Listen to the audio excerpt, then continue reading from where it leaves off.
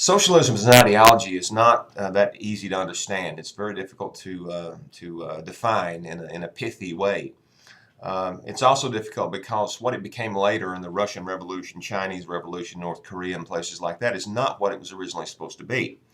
The early socialists, including Marx, envisioned a transition to a more equitable society, a more egalitarian society, through the methodology of political representation.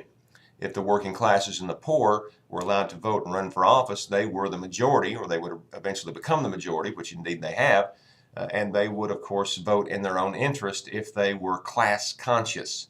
So socialism posits the idea of a theory of history based on class conflict, like in the French Revolution. Marx called his method scientific socialism because it was based on observations of what was going on in the process of capital accumulation and the conversion to wage labor, proletarianization. Marx envisioned in the future you would have no middle class, but you would have this mass of poor, suffering workers, and on the top you would have this very small group of very wealthy and very powerful people who control the society. So socialists wanted to actually create more equitable communities. They wanted to wipe out the social differences between people. The early utopian socialists believed that people would inevitably see that this was a good idea, and they would expand democracy not just to political democracy, but also to democracy in the workplace, democracy in the society at large, and a democratic distribution of wealth. Socialism mainly has a problem with the process of capitalism, which we talked about last time, where one person or one group of people owns the means of production, the tools and the factories and so forth. The workers produce the commodities, but they don't get the full proceeds of their labor, of the sale of those commodities. They get a very small portion of it in the form of a wage.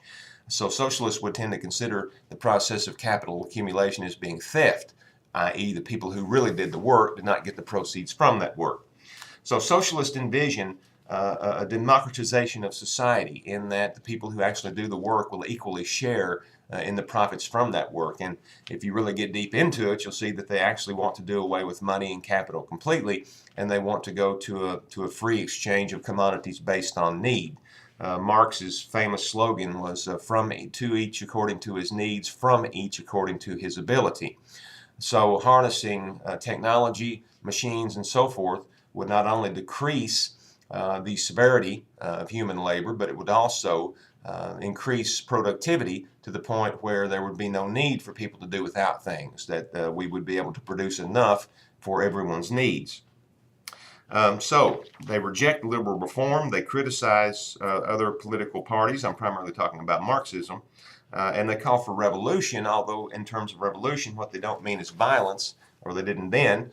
What they actually meant was a overturning of capitalism and replacing it with socialism, an equitable distribution of society's resources. So there's some sources of Marx's ideas on page 530, Hegelianism, French utopian socialism, and British classical economics, and so forth.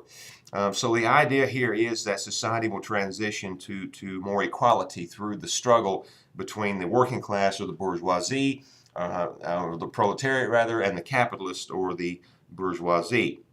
When the working class actually got in control of society, it would not be a separate government, but everybody would more or less govern equally, was the vision that they actually had. And of course, workers would own the means of production. So Marxists are against private property in terms of owning factories, owning a lot of land, and using it, to accumulate capital through rent.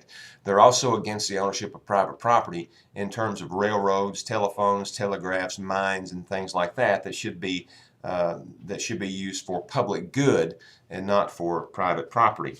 They tend to be against religion because they see religion as a counter-revolutionary force.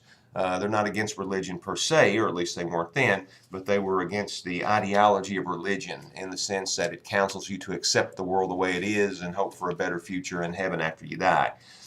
They also are very much against the idea of, well, they're not against it, but they believe that laws and culture and religion and popular culture and ideas and things like that actually come out of the economic arrangement of society.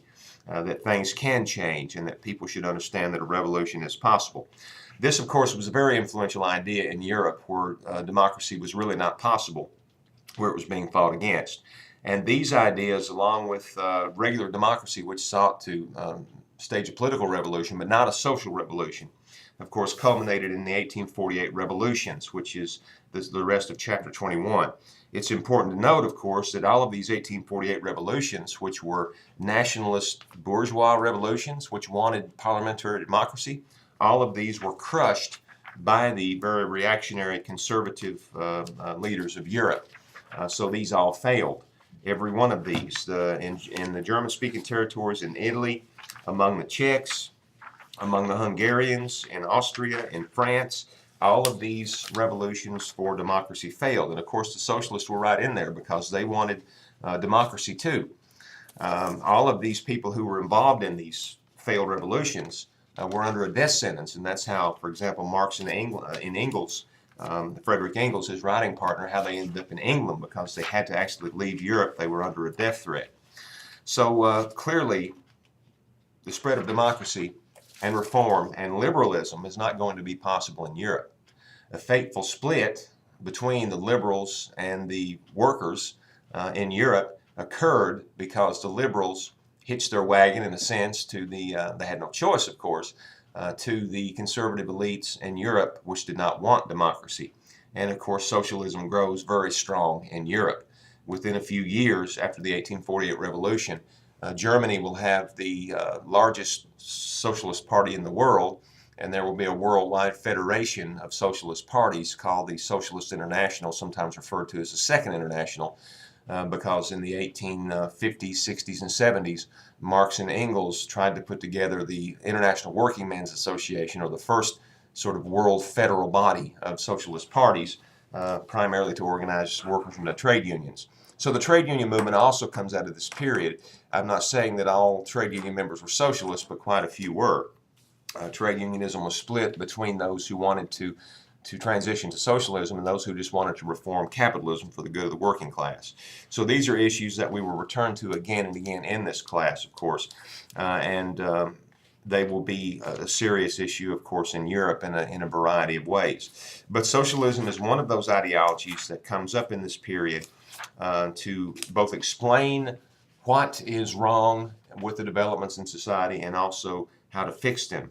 And socialists, of course, did not speak only in the name of the working class, but they spoke in the name of all of society.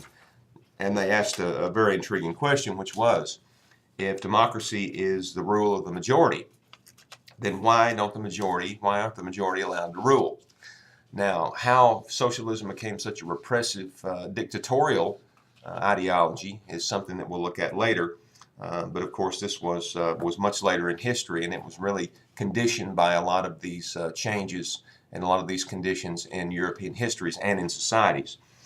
Just to give you a preview of that, it seems to be one of the constants in history that movements take on the characteristics of the societies in which they are formed. So you see, for example, in Russia, which was an extremely repressive, secretive, oppressive society, the socialist movement there took on those characteristics because, in a large part, they were under such pressure and they were under such what the British call heavy manners. They were under police observation and the threat of death constantly that had to be secretive and conspiratorial. And in Russia, they had absolutely no experience with democracy whatsoever. So they just didn't know how to do that, how to be democratic. So that was one of the issues that we'll definitely look at later in the class.